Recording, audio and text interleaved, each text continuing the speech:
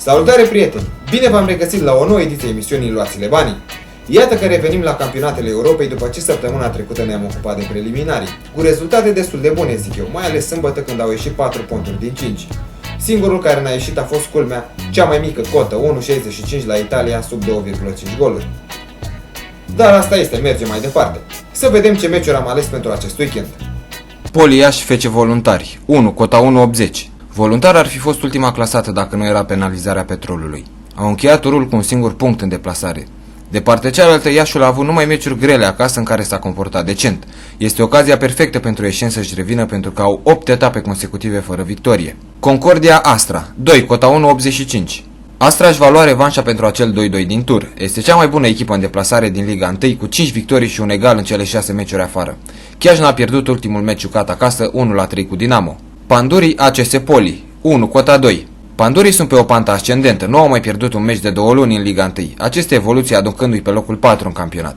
Timișoara nu cred că va avea probleme cu retrogradarea, pentru că acasă joacă bine și obține puncte, în deplasare însă mai slăbuț. Tottenham-Liverpool, ambele marchează, cota 1,65. Tottenham e puțin favorită pentru că joacă acasă și în ultimul meci acasă a învins liderul City cu 4-1, dar apoi a făcut doar un 2-2 cu Swansea. Cormoranii vin aici la victorie, mai ales că este primul meci al lui Jurgen Klopp ca manager al lui Liverpool.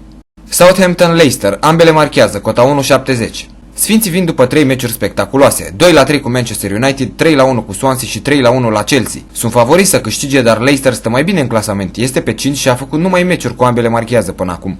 Are un golaveraj de 17-15 în 8 etape. Everton-Manchester United, ambele marchează, cota 1,75. Everton are o singură înfrângere până acum, la fel ca Tottenham și Leicester. Acum va avea un meci greu, dar nu e nimic nou pentru ei. Primele 4 meciuri pe teren propriu au fost cu Watford, Manchester City, Chelsea și Liverpool. În afară de acel 0-2 cu City, au înscris și au primit gol în fiecare dintre aceste partide. United a fost dată jos de pe prima treaptă a podiumului de Arsenal în mare stil, cu un 3-0 scurt și acum vine clar să câștige.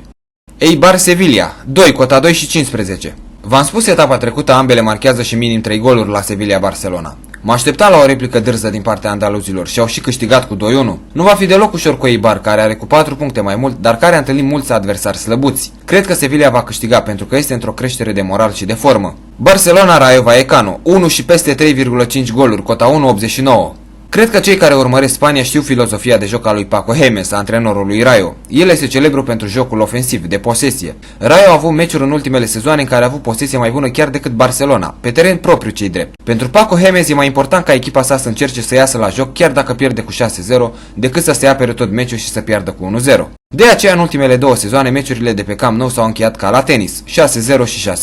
Cred că și acum vom vedea goluri multe chiar dacă nu joacă Messi. Valencia-Malaga, sub 2,5 goluri, cota 1,70. Țin minte acum o lună că am avut sub 3,5 goluri la Real Madrid-Malaga, cota 1,90 și a fost 0-0.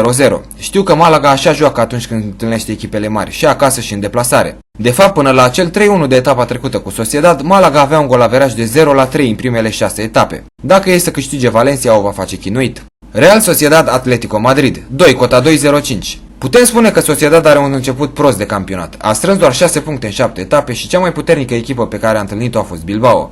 Acasă nu a bătut pe nimeni, remizând al cu Gijón și cu Bilbao și pierzând cu Espanyol.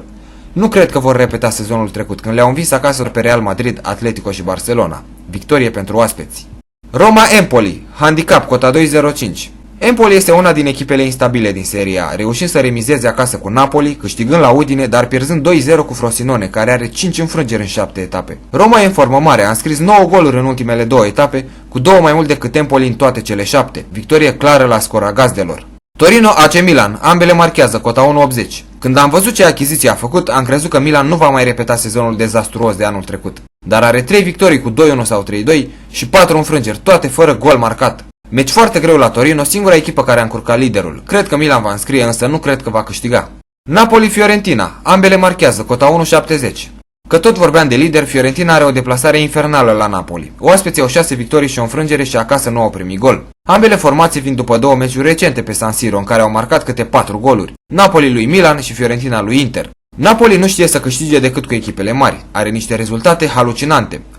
1-2 la Sassuolo, apoi 2-2 cu Sampdoria și Empoli, apoi 5-0 cu Lazio, urmat de 0-0 cu Modesta Carpi, 2-1 cu Juve și 4-0 cu Milan. Așadar mă aștept la un meci cu goluri multe din partea ambelor echipe. Inter-Juventus, ambele marchează, cota 1,85. Aici am vrut inițial să pun X2, gândindu-mă că Juve este într-o oarește revenire, iar Inter suferă un recul după 5 victorii în primele 5 etape, fiind spulberată de Fiorentina acasă și apoi remizând la Sampdoria. Dar mi-am amintit că Inter a avut destul noroc până acum, câștigând vreo 2 meciuri în prelungiri, așa că nu se știe niciodată. Ambele formații au înscris în toate partidele jucate până acum.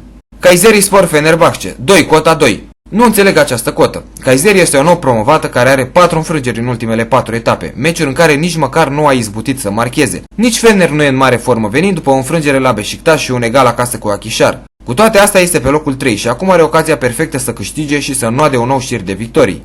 Akhisar Eskişehirspor, 1, cota 2,30. Oaspeții sunt pe penultimul loc în Turcia. În deplasare au pierdut toate meciurile cu același scor, 2-0. Pe Akhisar mai mergeam eu acum 2 sezoane, când jucau foarte bine acasă. Acum au început din nou bine, nu au primit gol pe teren propriu și vin după un 2-2 la Fener, meci în care au demonstrat că au un psihic puternic, revenind după ce la pauză era 2-0 pentru gazde. Cred că Akhisar va câștiga acest meci, 1-0 sau 2-0 văd eu. Dragii mei, acestea sunt meciurile ce merită atenția noastră pentru weekendul ce urmează. Vă invit ca de obicei să le studiați cu atenție și să alegeți câteva dintre ele. Vă aștept și pe Facebook cu păreri, comentarii și alte idei. Nu uitați să dați like și share. Până săptămâna viitoare, fără excese și luați-le banii!